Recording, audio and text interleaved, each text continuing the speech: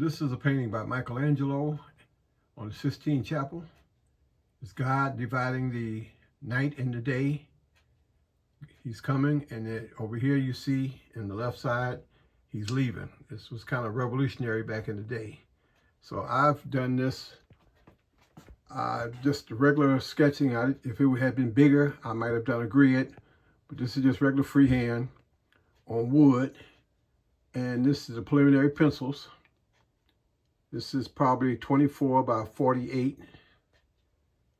This time when God leaves, I've got him going into the clouds. They'll be more apparent once I outline it in a burnt umber. This is just part one. This is on wood.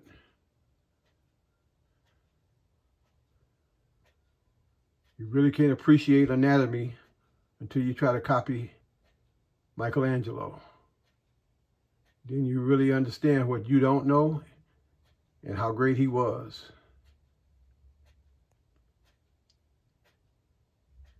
Can't wait to paint it.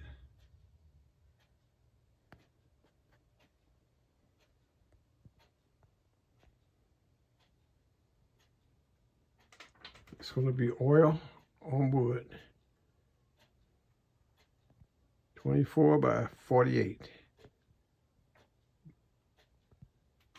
Part one. This is part two of my interpretation. I've thinned out burnt umber to the with linseed oil to about the consistency of watercolor, so that it flows real good. And I've delineated my lines, my pencil lines. You saw in part one. This is part two. I'm going to let this dry for a day, and then I will erase all the pencil lines. This is on wood, and it's 24 by 48. And I think you can see the clouds a lot better. I want to add some clouds in the background. Michelangelo didn't have any, but that doesn't stop me from making it look like God is going into the clouds. Like I say, I'm going to let this dry for a day so that the pencil lines don't smear, or the burnt umber doesn't smear when I get rid of all the pencil lines. And we'll go to part three.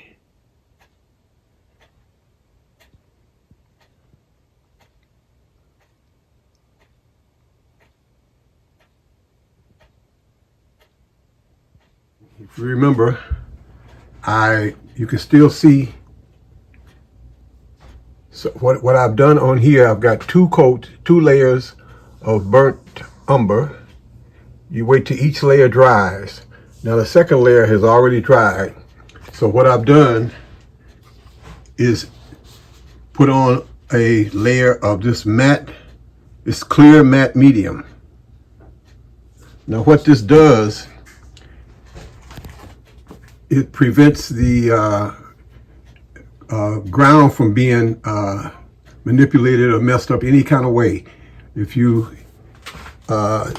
when I'm painting, if I decide to change some paint and use a solvent, this matte, I'm trying to get the glare off of it. That matte coating that's on there right now will prevent the ground from being disturbed.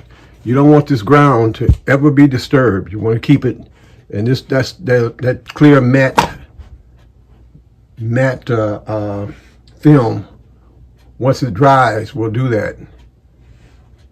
Want to keep that ground looking just like it is.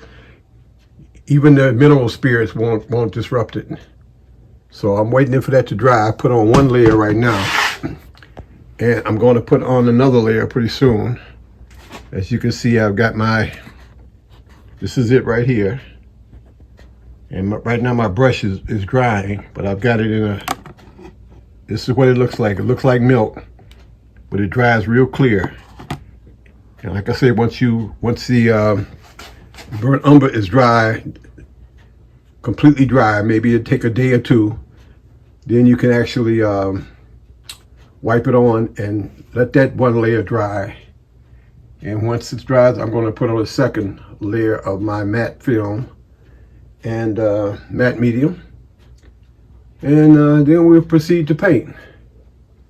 You can still see some of the actual lines. I don't have it that dark. Just 2 layers. All right. On to the next layer. All right. How's everybody doing? These last few videos of my work in progress are mainly for you artists. Most of the time you see a finished work, but you don't see it in progress. The 3 previous ones showed you my work from the beginning up until stage by stage. Right now we're just kind of floating through my studio a little bit. You can see some of my anatomical references hanging around. I keep them just for, like I say, anatomical reference, come in handy.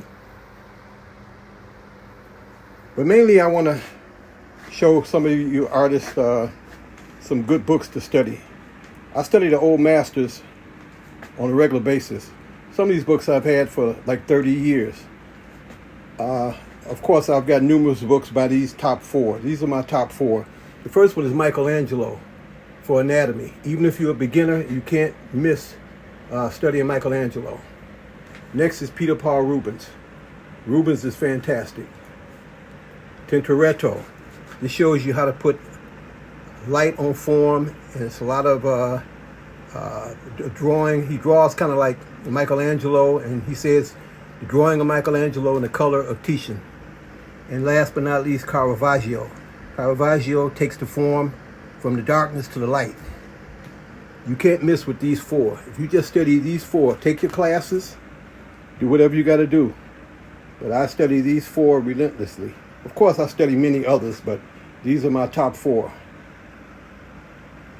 Also, here's a few things that I've been doing in the background, of course. Now we're going to go to the piece that I've been working on for the previous 3 videos and see progress. Okay, now we're back at my easel. Here's a piece that I've been working on. It showed you in the 3 previous videos. It's by Michelangelo on the Sistine Chapel, and it shows God separating the day from the night. And I did my version of it. This is the continuation, as you can see. I'm kind of getting away. This is God leaving over here. He's half of it is finished. This one here, I'm kind of getting away from a lot of color. I'm really focusing on light and shadow and bringing out the form. As you can see, when I put the light and the shadow on the form, it makes the background, it gives it an ambient light. We're going to go in here and look at the feet. Trying to copy Michelangelo or something else. Those are the feet. We're going to go up.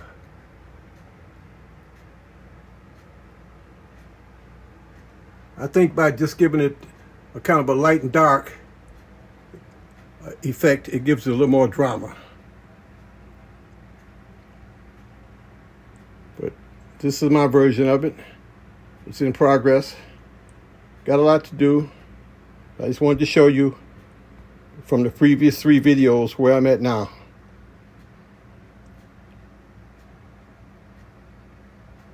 Stay tuned, and I will continue working on it.